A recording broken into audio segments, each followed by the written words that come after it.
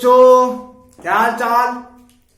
तो आज हम लोग जो बात करने वाले हैं वो बहुत ही इंपॉर्टेंट टॉपिक पर बात करने वाले हैं आज, और बहुत ही इंपॉर्टेंट मैकेनिज्म है जो आपके 12th एग्जाम में बहुत ही ज्यादा पूछे जाने वाले क्वेश्चन में से आता है। ये आपके 12th एग्जाम के लिए भी बहुत इंपॉर्टेंट है, आपके नीट के लिए भी बहुत इंपॉर्टेंट है, और आपके जेई के लिए भी बहुत ही इंपॉर्टेंट टॉपिक है आज का।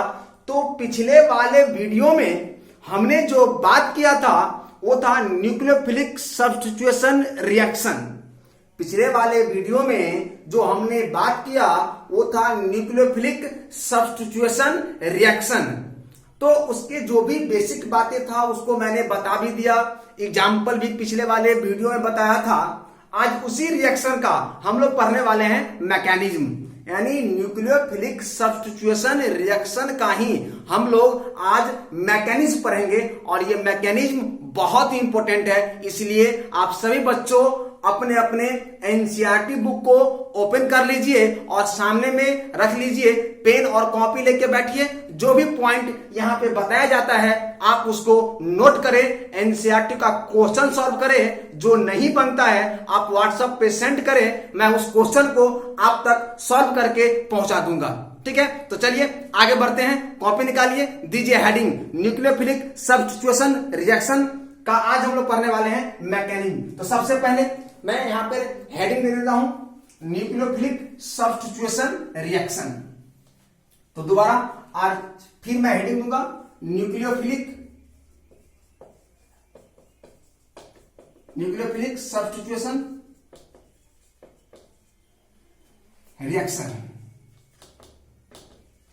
Nucleophilic substitution reaction. और आज इस रिएक्शन का हम लोग पढ़ने वाले हैं मैकेनिज्म, और बहुत इंपॉर्टेंट है। तो चलिए हेडिंग देते हैं मैकेनिज्म। क्या पढ़ने वाले हैं? मैकेनिज्म। मैकेनिज्म। तो इस रिएक्शन में हम लोग दो मैकेनिज्म बहुत ही इंपॉर्टेंट पढ़ेंगे। एक का नाम है SN2 और दूसरा का नाम है SN1। और ये दोनों मैकेनिज्म अपने आप में बहुत ही इंपॉर्टेंट है। तो सभी बच्चों हेडिंग दीजिए। आज हम लोग न्यूक्लियोफिलिक सब्स्टिट्यूशन रिएक्शन का मैकेनिज्म पढ़ेंगे, और इस मैकेनिज्म में दो मैकेनिज्म बहुत ही इंपॉर्टेंट है। एक का नाम है SN2 मैकेनिज्म और दूसरा का नाम है SN1 मैकेनिज्म। तो सबसे पहले जो हम लोग पढ़ने वाले हैं वो पढ़ने वाले हैं SN2 मैकेनिज्म। तो यहां पे मैं हेडिंग दे देता हूं SN2 मैकेनिज्म। इसका पूरा नाम होता है सब्स्टिट्यूशन न्यूक्लियोफिलिक बायमोलिकुलर।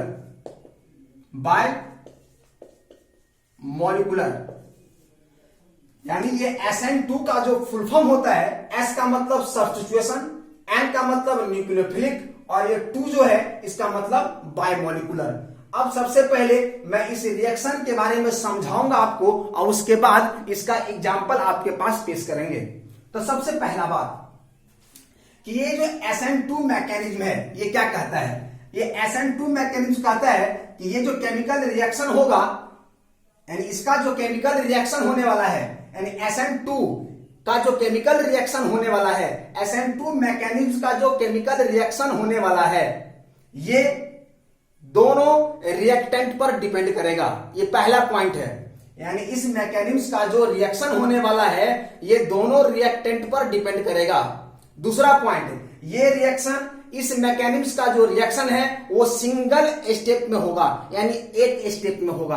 बच्चों कितने स्टेप में होगा? एक स्टेप में होगा। और तीसरा पॉइंट ये है कि इस मैकेनिज्म में कंपाउंड इन्वर्जन करता है, मतलब कंपाउंड का अरेंजमेंट बदल जाता है। तो पहला पॉइंट हमने क्या बोला कि इस मैकेनिज्म में जो रिएक्शन होने वाला है, इस रिएक्शन का ये रिएक्शन डिपेंड करता है दोनों रिएक्टेंट पर। ये पहला पॉइंट। दूसरा पॉइंट, इस मैकेनिज्म का जो रिएक्शन होगा वो सिंगल स्टेप में होगा। और तीसरा पॉइंट, इस मैकेनिज्म का जो रिएक्शन होता है तो कंपाउंड चेंज कर जाता है, बदल जाता है, एलिमेंट में चेंजिंग आ जाता है, मतलब इन्वर्जन होता है। तो कोई अगर आपसे पूछे कि SN2 रिएक्शन में क्या क्या होता है, तो पहला, इसमें जो होने वाले रिएक्शन है ये दोनों रिएक्टेंट पर डिपेंड करेगा। दूसरा पॉइंट, ये सिंगल स्टेप में होगा। और तीसरा पॉइंट कि इसमें इन्वर्जन होता है। क्या होता है बच्चों? इन्वर्जन होता है। चलिए तो फटाफट पहले ये तीनों पॉइंट को लिखते हैं और उसके बाद ये तीनों पॉइंट को एग्जाम्पल के द्वारा समझेंगे। क्लियर है? चलिए तो मैं पहला पॉइंट यहां पर लिख रहा हूं। पहला पॉइंट है rate of chemical reaction. Rate of chemical reaction depend on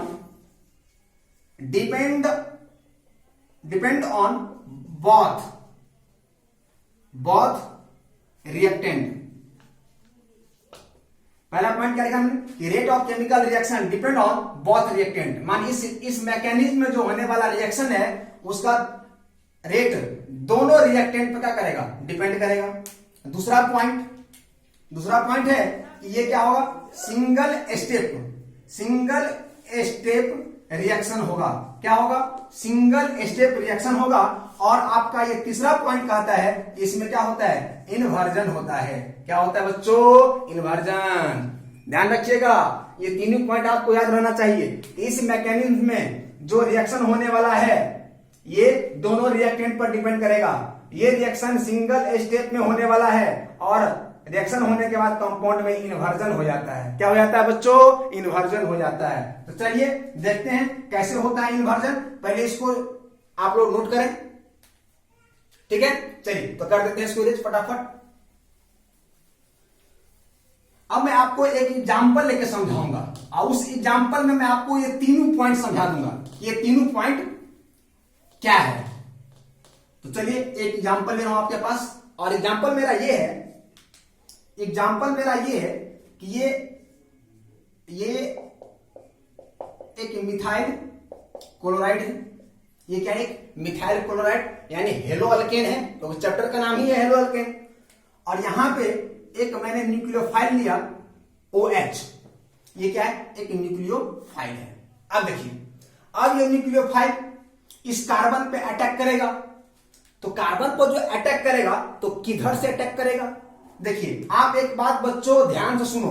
ये जो क्लोरीन है ना, ये जो क्लोरीन आपको दिख रहा है ना, ये अपने आप में भी न्यूक्लियोफाइल है। क्यों? क्योंकि हम जानते हैं क्लोरीन पर निगेटिव चार्ज होता है और निगेटिव चार्ज वाले किस तरह एक्ट कर सकता है? न्यूक्लियोफाइल की तरह एक्ट कर सकता है। तो यहां पर क्लोरीन जो यहां पर लगा हुआ है, ये क्लोरीन अपने आप में भी क्या है? न्यूक्लियोफाइल है। तो जब ये OH, जब ये नया वाला न्यूक्लियोफाइल इधर से अटैक करने की कोशिश करेगा, जब ये नया वाला न्यूक्लियोफाइल इधर से अटैक करने की कोशिश जब ये करेगा, ये इसको रिपेल कर देगा। क्या कर देगा? दूर भगा देगा, भगाएगा, आएगा, भगा देगा, आएगा, भगा देगा, आएगा, भगा देगा। इसका मतलब कि इस OH को इधर से अटैक करने का कोई मौका नहीं मिलेगा। क्यों नहीं मिलेगा? क्योंकि ये खुद क्लोरीन क्या है? न्यूक्लियोफाइल है। तो यहां भी निगेटिव, यहां भी निगेटिव, और निगेटिव हमेशा क्या करता है? रिपल्सन करता है। क्या करता है बच्चों? रिपल्सन करता है। इसका मतलब इधर से कोई जुगाड़ नहीं। तो चलिए, जब इधर से जुगाड़ नहीं है तो देखिए इस कार्बन पे छोटा छोटा 3 हाइड्रोजन है जो बहुत ही छोटा छोटा है। तो इसका मतलब कि इस कार्बन पे पीछे से कुछ स्पेस बचा हुआ है और उस स्पेस से आराम से ये अटैक कर सकता है कार्बन को। किधर से? पीछे से अटैक कर सकता है। और जब ये पीछे से अटैक करेगा तो देखिए क्या बनेगा। तो यहां पे तो कार्बन है, ये तो रहेगा। एक H, दूसरा H, तीसरा H, और यहां पे क्लोरीन अब पार्शली बॉन्ड से जुड़ेगा और यहां पर OH भी आ गया, माने नया वाला न्यूक्लियोफाइल आ गया। इसको हम लोग बोलते हैं पेंटावैलेंट स्टेट।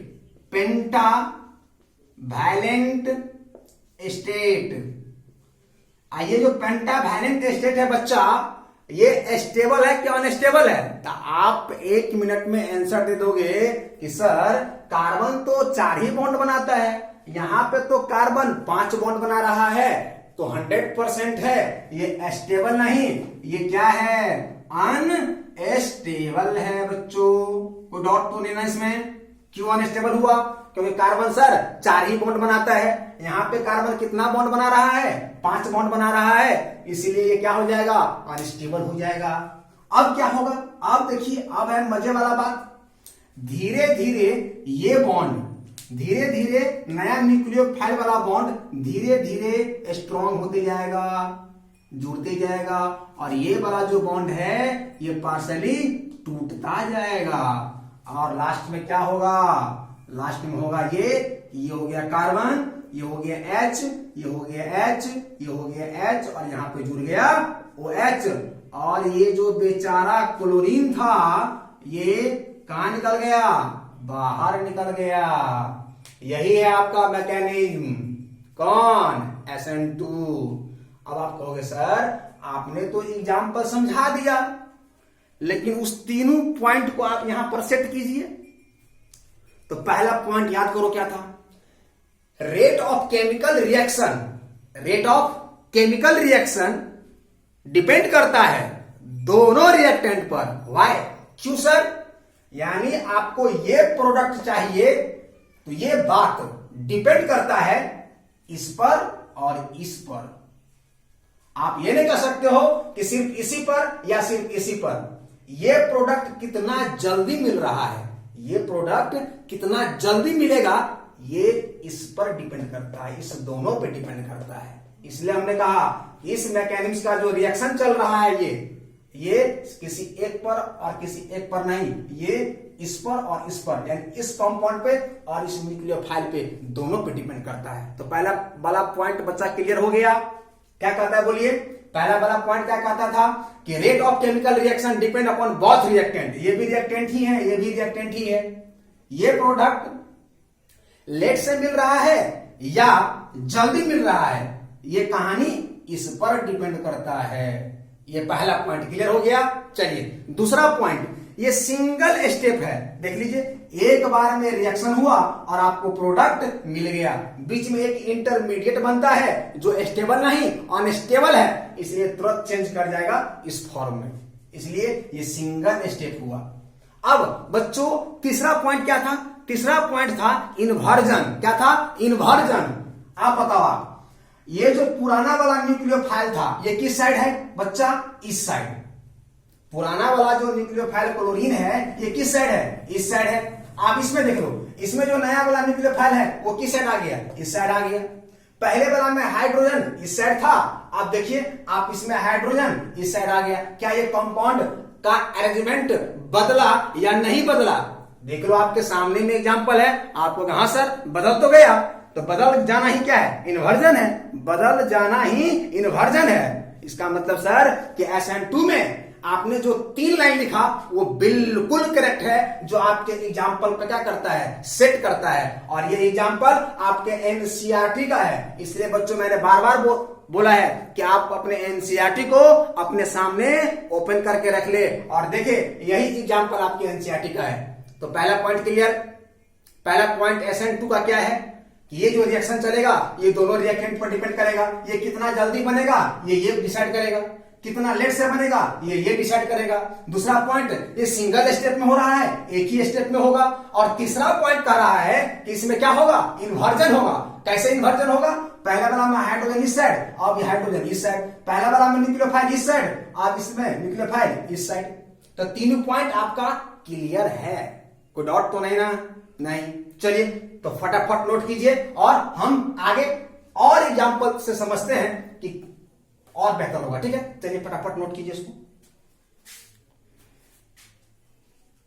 हो गया? चलिए तो कर दें इसको इरेज, या आप वीडियो को पॉज करके भी क्या कर सकते हैं? उतार सकते हैं। वीडियो को रोक करके आप उतार सकते हैं। ठीक है ना? चलिए तो करते हैं इरेज इसको। अब आप कहोगे सर कि अल्काइल हैलाइड तो एगो तो नहीं होता है, कई टाइप के अल्काइल हैलाइड होते हैं। सर 1 डिग्री अल्काइल हैलाइड होता है, 2 डिग्री अल्काइल हैलाइड होता है, 3 डिग्री अल्काइल हैलाइड होता है, क्या सब में न्यूक्लियोफाइल जो SN2 वाला है क्या ये ऐसे ही रिएक्ट करेगा? नहीं बच्चों, सब में डिफरेंस है, सब में अंतर है, गलती नहीं करना है।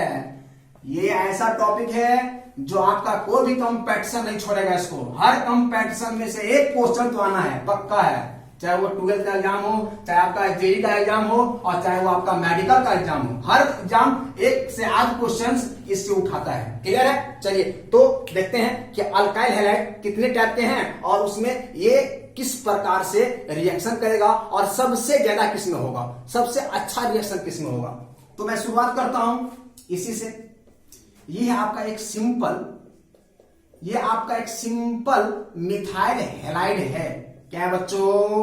बोलो आप लोग, बोलो, मैं सुन रहा हूं, बोलिए आप लोग। इसका नाम क्या है? Methyl halide. सब बच्चे मेरे साथ साथ बोलेगा। इसको हम लोग क्या बोलेंगे? Methyl halide. चलिए, ये पहला वाला हुआ। सेकेंड, ये हो गया कार्बन X, यहां पे हमने R लगा दिया, यहां पे हमने H लगा दिया और यहां पे हमने H लगा दिया। बोलो बच्चों, ये 1 डिग्री अल्काइल हैलाइड है या 2 डिग्री है या 3 डिग्री है? तो सर आपने तो एक ही R लगाया है, इसका मतलब ये 1 डिग्री अल्काइल हैलाइड है। कोई डाउट बच्चों? नहीं ना? चलिए, ये दूसरा हुआ। अब मैं बात कर लेता हूं यहां फटाफट तीसरा का। अगर मैं तीसरा की यहां पे बात करूं, अगर मैं यहां पे तीसरा का बात करूं तो यहां पे हो जाएगा कार्बन X, एक R, दूसरा R और H। बच्चों यहां पे कितना अल्काइल ग्रुप? 2 alkyl group. तो सर ये कितना डिग्री अल्काइल हैलाइड? ये हो गया आपका 2 डिग्री अल्काइल हैलाइड। तो सर क्या यही है और नहीं है क्या? हाँ और है ना। चौथा है आपके पास बच्चों H R R R। यहां पे आपके पास अल्काइल हैलाइड कितना है? 3 है। तो ये कितना डिग्री हुआ अल्काइल हैलाइड बच्चों? 3 डिग्री अल्काइल हैलाइड। कोई डाउट तो नहीं ना? नहीं। यानी सर अल्काइल हैलाइड कितने टाइप के हो सकते हैं? अब बताओ बच्चों कि अगर मैं आपसे क्वेश्चन करूं कि SN2 रिएक्शन सबसे ज्यादा, सबसे अच्छा, सबसे फास्ट, सबसे जल्दी किसमें हो सकता है, तो आप कहोगे सर ये तो आपने बताया नहीं, ये तो आपने बता दिया कि रिएक्शन कैसे होता है, 3 पॉइंट तो आपने समझा दिया। लेकिन अगर आपसे क्वेश्चन आ जाए कि 1 2 3 और 4, अगर आपके पास 4 एग्जाम्पल दे दे और पूछ दे आपसे कि बताओ न्यूक्लियोफिलिक सब्स्टिट्यूशन रिएक्शन जो SN2 वाला है, कौन? SN2। ध्यान रखे, अभी मैंने SN1 नहीं पढ़ाया है, SN2। तो SN2 वाला जो रिएक्शन है, यानी SN2 वाला जो न्यूक्लियोफिलिक सब्स्टिट्यूशन रिएक्शन है, वो सबसे बेहतर किस्म होगा और सबसे फास्ट किस्म होगा। चलिए, अगर मैं यहां पे बात करूं पहला वाला में, अगर मैं फर्स्ट वाले में अगर न्यूक्लियोफाइल की बात करूं, अगर यहां पे अगर कोई न्यूक्लियोफाइल है तो आप बताओ, इधर से तो ये अटैक करने नहीं देगा क्योंकि ये हाइड्रोजन है, हाइड्रोजन पे नेगेटिव चार्ज होता है, इसके पास ऑप्शन बचता है इधर। और ये तीनों क्या है? छोटे छोटे एटम है। कैसे हैं? छोटे छोटे एटम है, तो स्पेस तो बीच में बचता है। तो ये न्यूक्लियोफाइल आराम से क्या करेगा? कार्बन को पीछे से अटैक करेगा। क्लियर है ना? चलो दूसरा की बात कर लें। अगर न्यूक्लियोफाइल अगर इसमें अगर रिएक्शन करता है तो देख लो, इधर से तो करने नहीं देगा, और जब इधर से करने के लिए आएगा तो यहां भी एक अल्काइल ग्रुप आ गया, माने बड़ा ग्रुप आ गया। और जब बड़ा ग्रुप आ गया बच्चों तो दिक्कत तो शुरू हो जाएगा, लेकिन फिर भी 2 छोटा छोटा है तो स्पेस तो थोड़ा बहुत है, तो यहां पर भी न्यूक्लियोफाइल अटैक कर देगा। अब यहां पर देख लो, अगर इसमें अगर न्यूक्लियोफाइल अगर आके अगर रिएक्शन करना चाहता है कार्बन पर या कार्बन पे अटैक करना चाहता है तो यहां पर मुसीबत है। मुसीबत क्या है? आगे से तो ये करने नहीं देगा। क्यों? क्योंकि ये हाइड्रोजन है। क्या है बच्चों? हाइड्रोजन है, और हाइड्रोजन पे खुद क्या है? नेगेटिव चार्ज है। अब ये न्यूक्लियोफाइल कोशिश करेगा कि कार्बन को पीछे से अटैक करे। जब पीछे से अटैक करने के लिए आएगा तो देख लो बच्चों, डबल R हो गया ना, 2 R हो गया ना, और ये R क्या है? बड़ा बड़ा ग्रुप है। इसका मतलब कि थोड़ा सा एक हाइड्रोजन यहां पे है थोड़ा सा स्पेस बचा हुआ है, नहीं के बराबर हो सकता है। क्या बोला मैंने? ये नहीं बोला कि पक्का हो जाएगा, नहीं के बराबर हो सकता है। इसका मतलब कि थोड़ा सा स्पेस बचा हुआ था तो नहीं के बराबर हो जाएगा। इसका मतलब ये नहीं कि नहीं होगा, इसका मतलब ये नहीं कि हो ही जाएगा, नहीं के बराबर होगा। क्लियर है? डाउट नहीं ना? अगर कोई पूछेगा कि क्या इसमें न्यूक्लियोफाइल अटैक नहीं कर सकता है, कर सकता है, नहीं के बराबर। कोई पूछेगा क्यों? क्योंकि आगे में हाइड्रोजन है, तो ये तो आगे से इसको अटैक करने नहीं देगा, और पीछे से जब अटैक करने के लिए आएगा तो यहां पर दो अल्काइल ग्रुप आ गया, तो जगह तो घेर लिया ना, कार्बन को पूरी तरह से घेर लिया है। लेकिन हाँ, एक हाइड्रोजन है जिसके वजह से कुछ स्पेस बच रहा है, तो थोड़ा सा हो जाएगा। क्लियर है? अब समस्या है कि सर अगर इसमें अगर न्यूक्लियोफाइल अगर अटैक करना चाहेगा तब सर, अरे वाह, यहां पे तो और बहुत बड़ा समस्या है। समस्या ये है कि आगे से तो अटैक होगा नहीं, क्यों? क्योंकि हाइड्रोजन है। और जब ये पीछे से अटैक करने के लिए जाएगा तो यहां पर देखिए 3 गो बड़ा बड़ा ग्रुप कार्बन को घेर के रखा हुआ है। इसका मतलब ये हुआ कि सर यहां पे कार्बन पूरी तरह से घिरा हुआ है, तो न्यूक्लियोफाइल लाख कोशिश कर ले, ये कार्बन पे अटैक नहीं कर पाएगा। तो ये बात SN2 के लिए है। किसके लिए है? SN2 के लिए। तो जब SN2 की रिएक्शन चलेगा और अगर आपसे पूछता है कि सबसे अच्छा तरह से न्यूक्लियोफाइल किस पर अटैक करेगा, तो आप बोलोगे मिथाइल हैलाइड पर। क्यों सर? क्योंकि एक ही यहां पर हाइड्रोजन है, तो आगे से नहीं लेकिन पीछे से तो पूरा स्पेस खाली है, छोटा छोटा एटम है, तो आराम से कर लेगा। जब दूसरा की बात करोगे आप, तो दूसरा वाला में एक ही आर है, दो छोटा छोटा है, तो थोड़ा बहुत हो भी जाएगा, हो यानी 1 डिग्री अल्काइल हैलाइड में होगा, न्यूक्लियोफाइल हो सकता है क्योंकि एक ही आर है। अब बात करो आप 2 डिग्री अल्काइल हैलाइड में, तो आगे से तो हो नहीं सकता क्योंकि आगे से हाइड्रोजन है, हाइड्रोजन खुद निगेटिव होता है और ये भी निगेटिव होता है, रिपल्सन कर देगा। पीछे से कोशिश करेगा तो यहाँ पर 2 आर है, एगो H है, थोड़ा सा जगह बचेगा, दिक्कत हो सकता है अटैक। लेकिन अगर आप 3rd डिग्री अल्काइल हैलाइड की बात करते हो तो यहाँ पर आगे से तो होने का कोई चांस ही नहीं बनता, और जब बात होगी पीछे से तो यहाँ पर देख लो आप, तीनों के तीनों आर है और इस बेचारा कार्बन को पूरी तरह से क्या कर दिया है? घेर दिया है। अब न्यूक्लियोफाइल कोशिश भी करेगा तो ये 3 डिग्री अल्काइल हैलाइड पर क्या कर सकता है? एक्ट नहीं कर सकता। तो अगर मैं यहां पे क्वेश्चन लिखूं, ऑर्डर ऑफ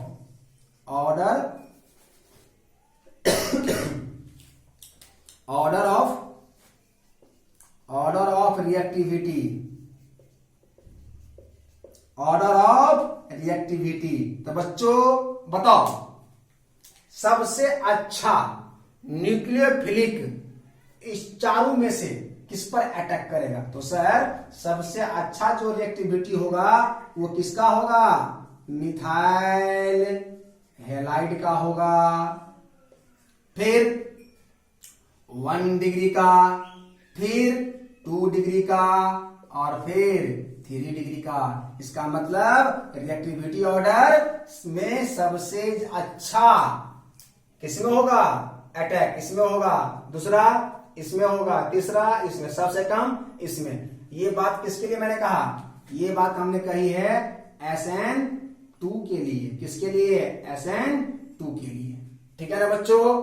तो SN2 मैकेनिज्म क्या कहता है?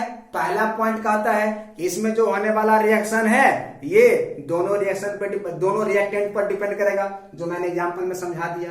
दूसरा पॉइंट कहता है सिंगल स्टेप है, जो मैंने समझा दिया। तीसरा पॉइंट कहता है कि इसमें इन्वर्जन होता है, हमने इन्वर्जन भी एग्जांपल के द्वारा समझा दिया। ठीक है ना?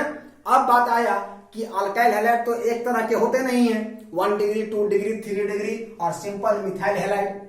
अगर आपके पास ये 4 ऑप्शन दे दिया जाए, अगर आपसे पूछा जाए कि न्यूक्लियोफिलिक का अटैक सबसे अच्छा किसमें होगा, तो आप आराम से आंसर दे सकते हो कि इसमें होगा। क्यों होगा? क्योंकि ये पीछे से बड़ा बड़ा ग्रुप नहीं है, स्पेस बचा हुआ है, आराम से अटैक कर देगा। उससे कम इसमें, उससे कम इसमें, और नहीं होगा किसमें? 3 डिग्री में। इसीलिए जब रिएक्टिविटी की बात होगी तो सबसे ज्यादा रिएक्टिविटी किसका होगा? पहला वाला का, फिर उससे कम दूसरा वाला का, उससे कम इसका, और सबसे कम रिएक्टिविटी इसका होगा। बच्चों क्लियर है आप लोग? तो ये जो एग्जाम्पल है ये आपके एनसीईआरटी का ही है, ये बात ध्यान रखिए, इसलिए आप अपने एनसीईआरटी को ओपन कर लीजिए और यह आपके एनसीईआरटी का एग्जाम्पल है। तो बच्चों आज के लिए यही तक, आज के लिए यही तक। और अगर वीडियो पसंद आता है तो लाइक कीजिए, सब्सक्राइब कर दीजिए और शेयर कर दीजिए। ओके ठीक है, तो